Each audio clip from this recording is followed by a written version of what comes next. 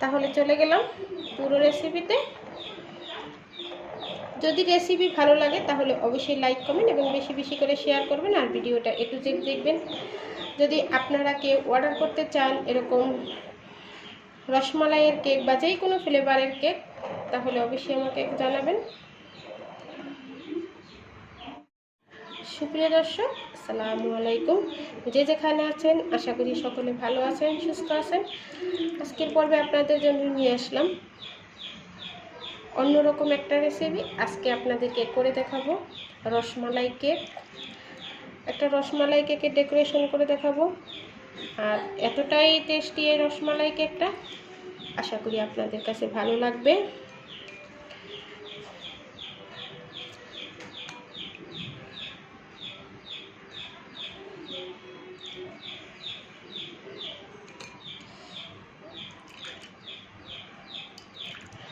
যদি কেকটা ভালো লাগে তাহলে অবশ্যই কমেন্ট বক্সে জানাবেন যে কেমন হয়েছে আমার আজকের রসমালাইয়ের কেকটা।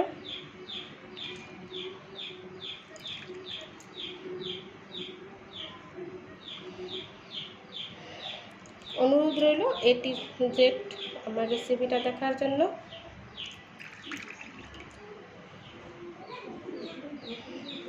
তাহলে চলে যাব পুরো রেসিপিতে।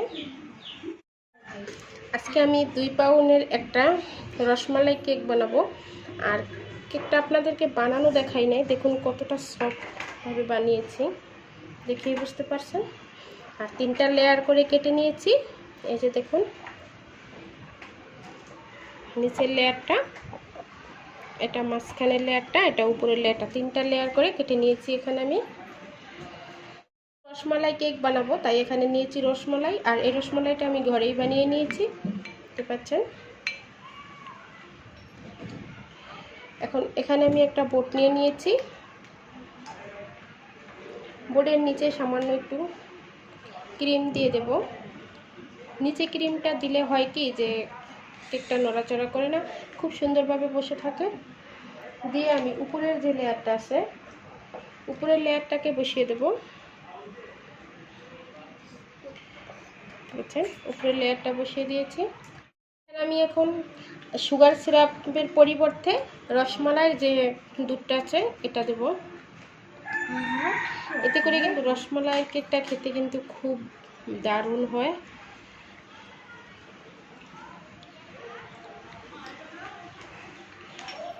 সম্পূর্ণটাতে আমি সুগার সিরাপের পরিবর্তে এখানে আমি দিয়ে দিব।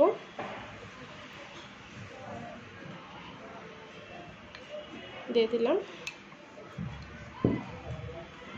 এখন আমি পাইপিং ব্যাগের ভিতরে ক্রিমটা ঢুকিয়ে নিয়েছি, দিয়ে দিব।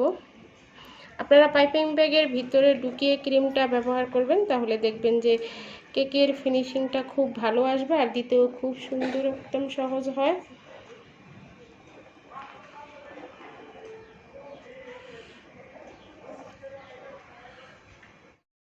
দিয়ে দিলাম। ক্রিমটা দেওয়ার পরে একটা প্লেট নাইফের সাহায্যে খুব ভালো করে এখন দেখবেন যে ফিনিশ এসে যাবে। আপনারা যদি ক্রিমটা কম খেতে পছন্দ করেন তাহলে কেকের 2টা লেয়ার করে নিতে পারেন। আমি আজকে 3টা লেয়ার করেছি। দেখলেন তো খুব সহজে কত সুন্দর একটা ফিনিশিং চলে এসেছে। যদি পাইপিং ব্যাগ দিয়ে আপনারা এভাবে করে ক্রিমটা দেন তাহলে কিন্তু খুব সহজে সুন্দর একটা লেয়ার চলে আসবে। ক্রিমটা দেওয়ার পরে যেহেতু আমি রসমালাই কেকটা বানাবো, তাই এখানে আমি ছোট ছোট টুকরা করে রসমালাইটা দিয়ে দেব। এতে করে খেতে কিন্তু ক্রিম কেকটা খুব ভালো হবে। আপনারা আপনাদের পছন্দ মতো দেবেন। এই যে দেখুন আমি দিয়ে দিয়েছি। দিয়ে তারপর আমি দ্বিতীয় যে লেয়ারটা আছে এই লেয়ারটা বসিয়ে দেব। সমান করে বসাবেন। এই যে দেখুন বসিয়ে দিলাম। এখন আমি আবারও এটার উপরে সেই রসমালাইয়ের যে দুধটা আছে দিয়ে দেব।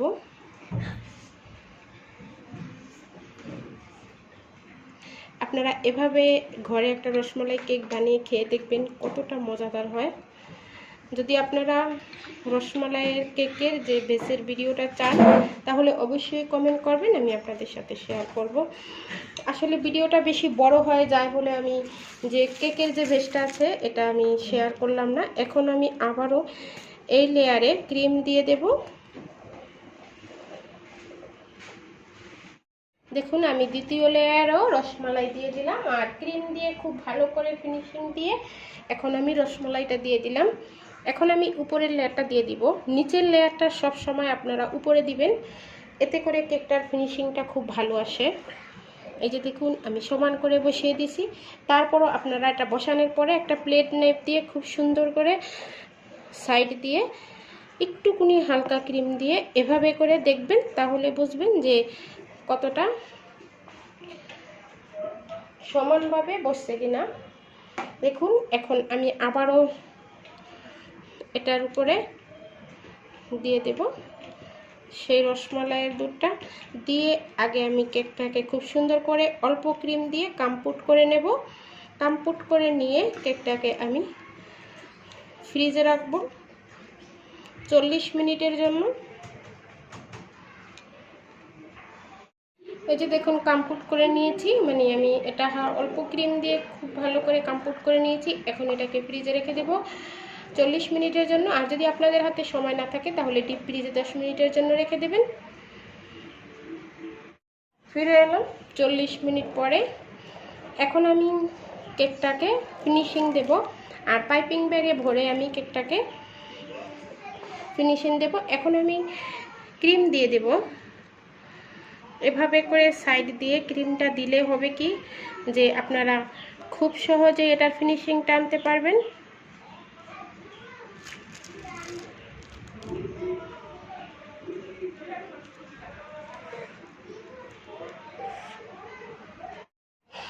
এই যে দেখুন আমি চতুর্দিকে খুব ভালো করে পাইপিং ব্যাগ দিয়ে দিয়েছি।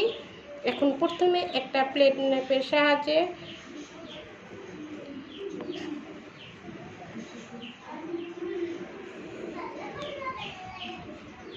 সাইড থেকে যে ক্রিমটা আসবে এটা দিয়ে কিন্তু উপরে কভার হয়ে যাবে, আর যেখানে ক্রিমের প্রয়োজন হবে সেখানেই আমরা ক্রিমটা দেব।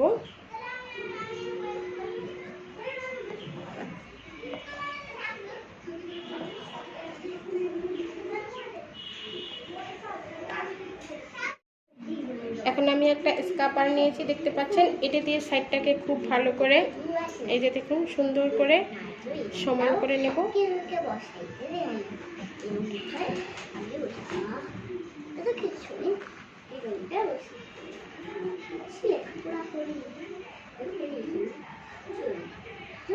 সাইডের ফিনিশিংটা প্রায় চলে এসেছে, এখন উপরে ফিনিশিং দেব। প্লেট নাইফের সাহায্যে প্লেট নাইফটা একবার করে কেকের উপরে ফিনিশিং আনবো আর স্ক্রাবারে করে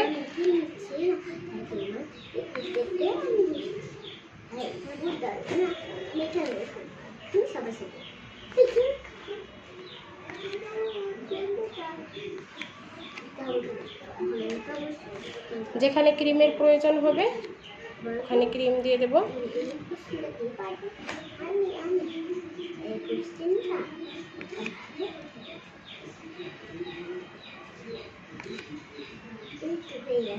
ফিনিশিংটা প্রায় চলে এসেছে। এখানে আমি একটা স্ক্রাবার নিয়েছি, দেখতে পাচ্ছেন, এটা দিয়ে একটা জিগজ্যাগ ডিজাইন করে নেব। সাইডে এরকম করে ধরবো, এই যে দেখিয়ে দিলাম, এরকম করে ধরবো, কিন্তু আলতোভাবে ধরতে হবে। ধরবো আর ডান টেবিলটা এক হাতে ঘুরাবো, তাহলেই দেখবেন সুন্দর একটা ডিজাইন কেকের উপরে চলে এসেছে।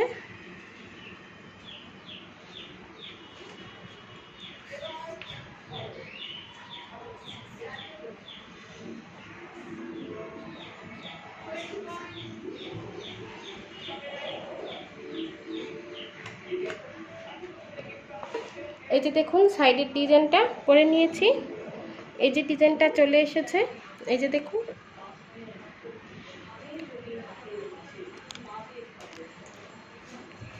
এই যে সাইডের ডিজাইনটা চলে এসেছে।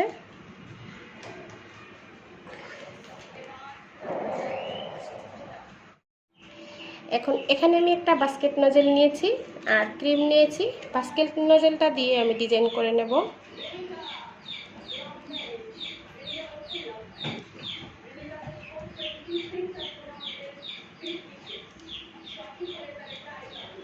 দেখতে পাচ্ছেন, আমি আপনাদের সামনে থেকে দেখাচ্ছি কিভাবে ডিজাইনটা করছি।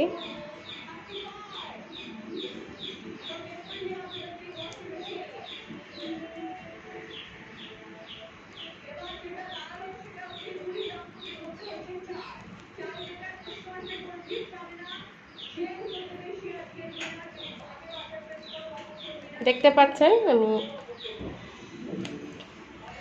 আমি পাশাপাশি ডিজাইন করে নেব।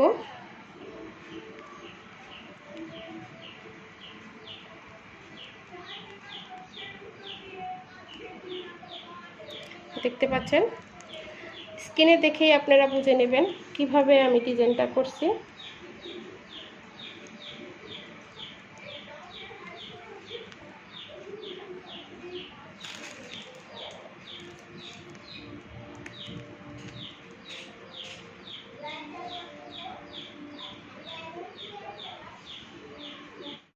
আরেকটা ছোট নজল নিয়েছি আর এই নজলটা দিয়ে আমি সাইডের ডিজাইনটা করব।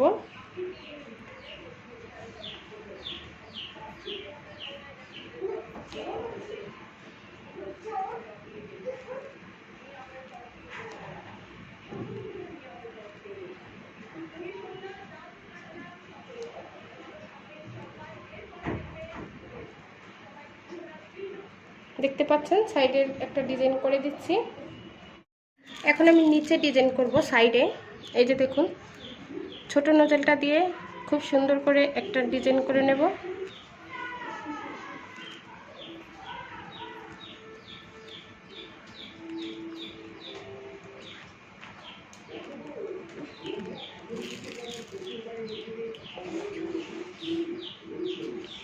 দেখে বুঝতে পারছেন, এভাবে করে আমি পুরোটা রাউন্ড শেপ দিয়ে দেব। এই যে দেখুন, সম্পূর্ণ কেকটা আমার ডিজাইন করা হয়ে গেছে। এখন আমি এটাতে রসমালাই দিয়ে দিব। এই যে দেখুন, কেকটা আমার বানানো শেষ হয়ে গেছে। আমি কিছু এখানে কাঠবাদাম কুচি দিয়েছি আর রসমালাইটা দিয়েছি। দেখতেই পাচ্ছেন, দেখলেন তো কত সহজে বানিয়ে নিলাম একটা রসমালাই কেক। আর এভাবে করে বানিয়ে নিলে ছোট থেকে বড় সকলেই খুব পছন্দ করবে। আশা করি রেসিপিটা ভালো লাগবে। ভালো লাগলে লাইক, কমেন্ট এবং বেশি বেশি করে শেয়ার করার অনুরোধ রইল। আর যারা আমার চ্যানেলে নতুন তারা অবশ্যই আমার চ্যানেলটা সাবস্ক্রাইব করবেন, পাশে থাকা বেল আইকনটা ক্লিক করবেন, তাহলে নিত্য নতুন রেসিপিগুলো আপনারা খুব সহজেই পেয়ে যাবেন। তাহলে আজকে এই পর্যন্তই। সবাই ভালো থাকবেন, সুস্থ থাকবেন। আল্লাহ হাফেজ।